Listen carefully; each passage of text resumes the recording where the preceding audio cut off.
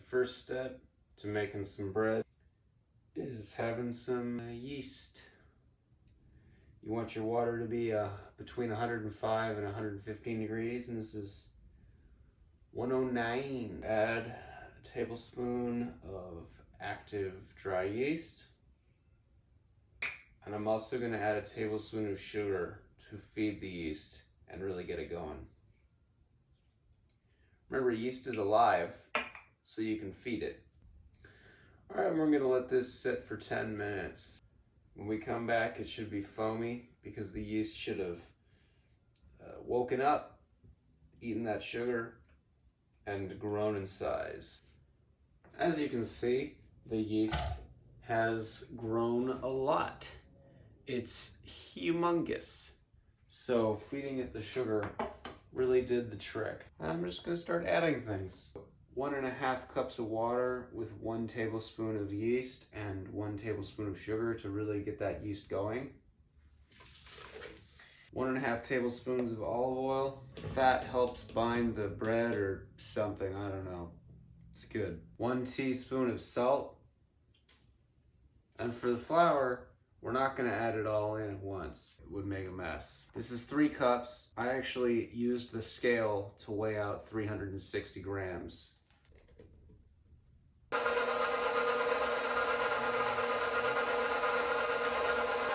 Put some more flour in.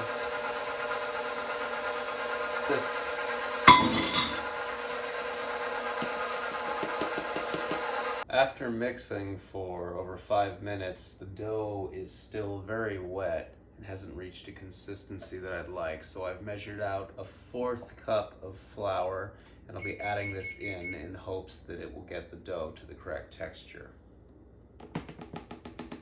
We're gonna flour this surface to roll out the dough.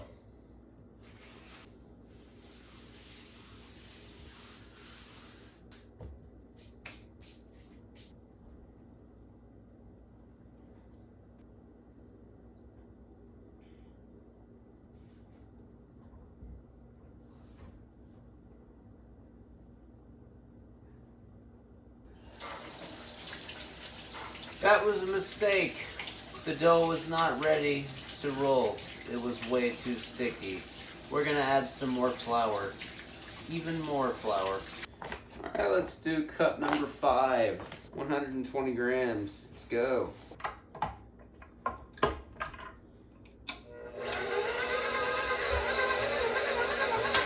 All right, let's try this again. This is way better. It's not sticking anymore. This is what we want. All right, let's just roll this out. So flip it over, turn it sideways. I don't actually know why anyone does this, but pretty much every baker that I've watched does it, so I'm copying them. And now I get why they always complain about running out of strength. This is, wow. This takes a lot of ab strength, I'll tell you what.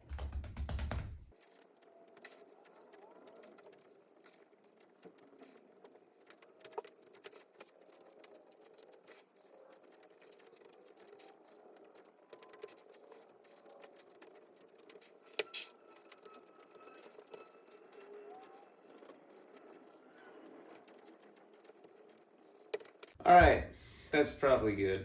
I don't know. So we're just gonna take a little bit of olive oil, drizzle it into the bowl.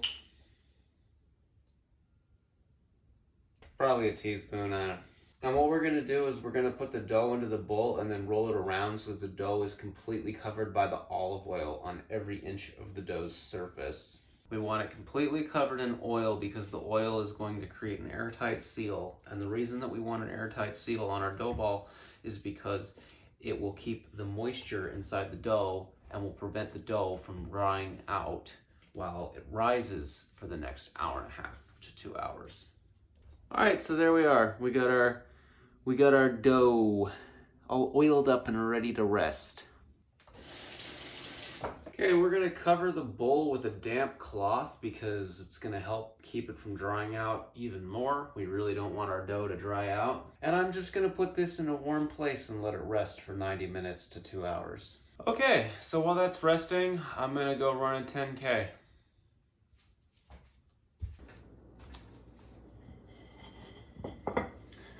All right, so I ran a nice 8 miles, 8.3 miles. The bread has risen up. So it's time to roll it out.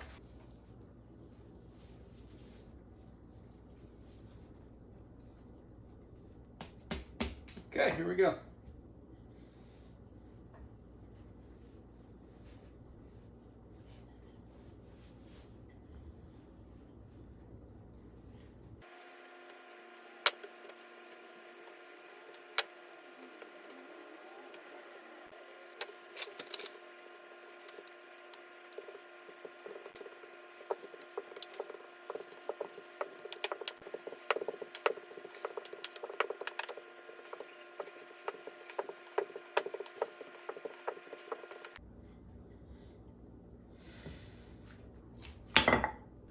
Okay, let's get some sauce on here.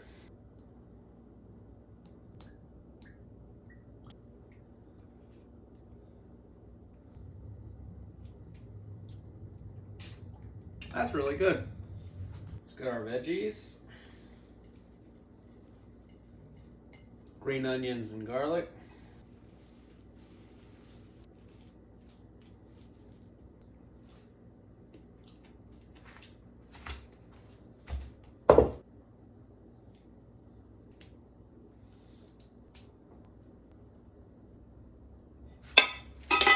Hey Siri, what's 2082 minus 906? It's 1176. All right, let's spread this out.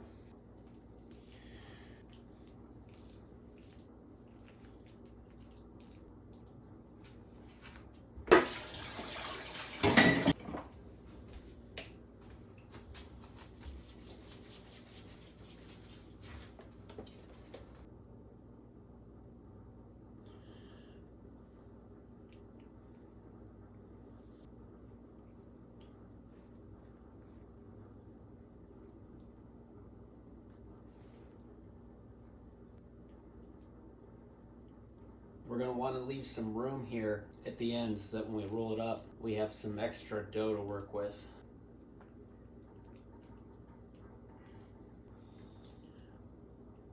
This is massive. All right, we're going to try to pull this over without ripping it. There we go.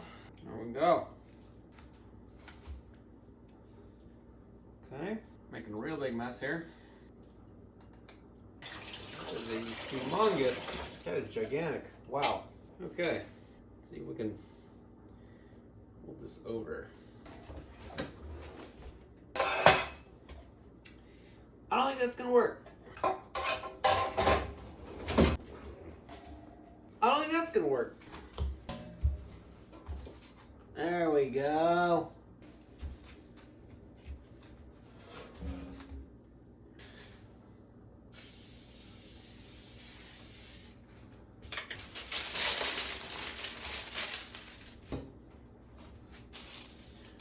Okay, let's see if we can carefully roll this onto the paper.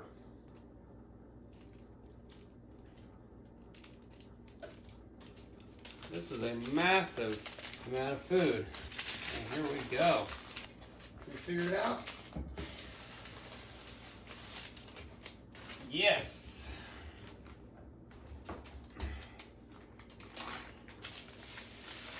All right. Okay.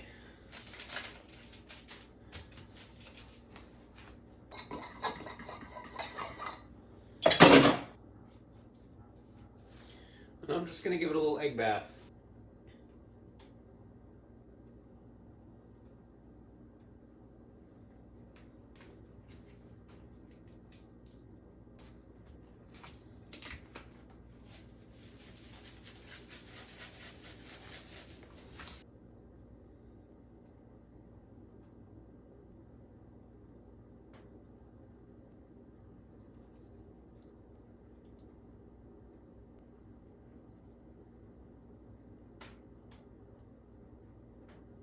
All right, we're gonna let this sit for about half an hour so we can do a second rise, and then we're gonna pop it in the oven. Oh my goodness.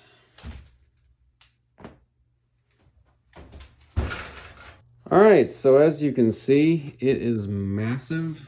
Here's my hand. Here's my hand for comparison. So this thing is probably as long as my arm. This is really too much food. I should not have made so much food, but well, I was getting sick. I was just getting sick of that chicken, and my day was wasting away, and I thought, you know, what a good way to spend the day. Okay, so it looks like cutting open the top was not the brightest idea, as some of the toppings just came spilling out. I'm gonna let this sit for 15 minutes to cool down. And then I'm gonna cut off 2/10, I guess 1/5, and have 1/5. So I've calculated this to be 10 servings. And 3 servings would be about the amount of food I'm supposed to eat in the day, leaving a little bit of room for vegetables and vitamins. So I should be able to get through this in 3, maybe 4 days.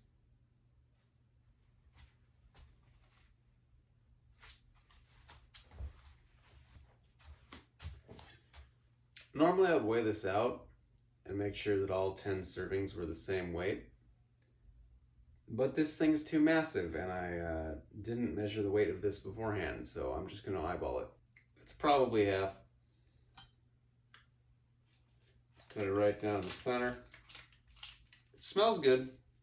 Okay, I hope that was a clean cut. So now this needs to be 5 servings. So if that's half, then that's 2.5 servings each. This is difficult. Okay, so normally if this was the same width throughout, then cutting it in half right now would give me 2.5 servings each. But because this side is thicker and this side is less thick, I'm just going to assume that this is 3 servings and this is 2 servings. So let's cut off this end piece here. And ultimately it doesn't really matter in the end too much if I get these measurements wrong, because at the end of the day, all this food's going into me by the end of the week anyway. So even if I end up making some servings that are different sizes, by the end of the week, it's still going to be the same amount of calories. And the differences are going to be negligible enough that they're not going to affect my daily nutrition goals. There we go. Okay, so here we've got the roll with about probably 2 servings missing out of the 10. And here we have our steaming hot 2 servings. Here's a cross section. We can see the chicken and the vegetables and the peppers in there. Steaming hot. Looks pretty delicious to me. I can't wait to tear into this thing. And there's the rest of the roll. All right. So cool. Let's see how it tastes.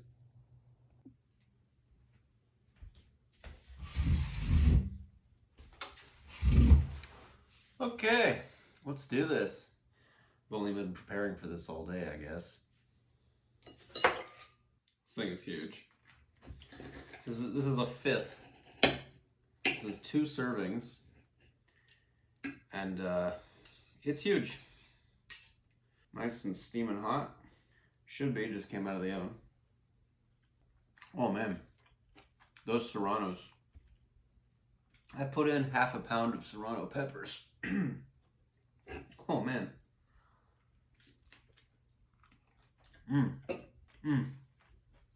This beats eating the shredded chicken by itself. This is definitely better. The bread's good. So this is my first time making homemade bread and using it for something savory. I've only made cinnamon rolls and cakes and cheesecakes before. Yeah, this is good. I would happily serve this to friends. Although friends might not be able to handle the spice. I've always preferred really spicy stuff. That barbecue sauce really adds a lot. Less than 200 calories for the barbecue sauce too. So on my plate right now is just under 1,000 calories. It's about 50 grams of protein and about 100 grams of carbs, 12 grams of fiber. I can't remember how much fat. I'll put the nutrition facts and macronutrient information in the video description. If I eat 2 to 3 of these a day, that'll leave me enough calories to get my protein and vitamins and minerals and fiber and vegetables in. I was worried that the half a pound of Serranos would be too much, but no, it's great. One of my home cooking goals has been to figure out a way to bake something that I can put into my daily diet. Of the 480 calories or so per serving that this is, about 240 are just the bread. So about half of the calories from this whole plate is just coming from the bread. Again, for the entire recipe, I used 5 cups of flour. Those 5 cups of flour are a little over 2,000 calories total, like 2,200 if I recall. So there's 400 calories of bread on my plate right now. There's about 400 calories of bread, and then 450, 500 calories of meat, cheese, vegetables. If I was on a really restricted diet, I probably wouldn't do this because I wouldn't want to budget 400 calories for bread. But my weight's gotten low enough now that I kind of want to stop losing a lot and kind of veer into maintenance. And that means I can start eating a little more than I have been for the last half a year or so. And now that I can eat more than I was when I was cutting, I can play with bread. And this is super cool. This was my first time doing this, so obviously when I go to do it a second time and subsequent times, it's going to come out better. For example, it was way too thick on the center. The sides were falling apart. It didn't leave enough room to tie it up correctly. Overall, it's just too big. I probably didn't let it proof long enough for the second rise, but even so, it's delicious. I can really feel the heat in my stomach from the peppers. You know, this feels kind of like a little bit of a reward for myself.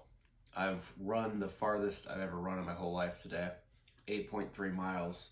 My previous record was set a few days ago when I ran 7.3 miles. And before that, the farthest I'd ever run was 6.2 or so for a 10K. And I'm fine. I'm not injured. I'm not in pain.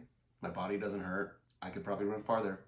I've been training for half a year. I've been dieting and learning about weight loss and nutrition and running safely and exercise, calories, macronutrients, all this stuff, cooking for half a year now. This is a milestone for me. I thought today was going to be a total waste because I slept in until 3 p.m. I just could not get the energy to get out of bed. I don't think people think of nightclubs when they think of me, but last night I went to a nightclub with some friends and I had an absolute blast. I was out on that dance floor, I guess you call it.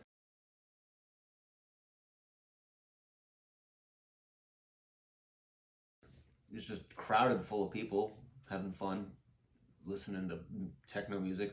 Not techno, but like electric music that's way too loud.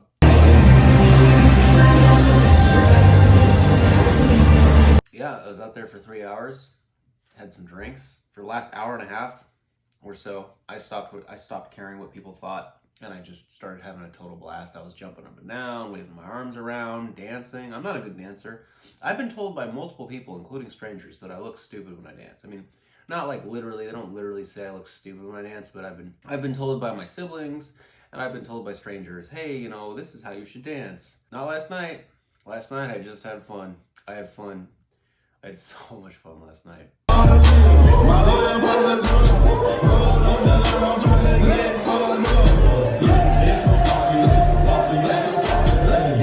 And yeah, didn't go to sleep until like 3 a.m. and then slept in until 3. Stayed in bed for like 12 hours straight. Thought today was going to be a total wash, but I broke my lifetime distance record for running and ran 8.3 miles, and then I baked, I guess, a giant roll twist calzone thing. And it came out good. All right, with that, I think it's time for me to clean up the kitchen, put the food away to be eaten over the next few days, and call it a night.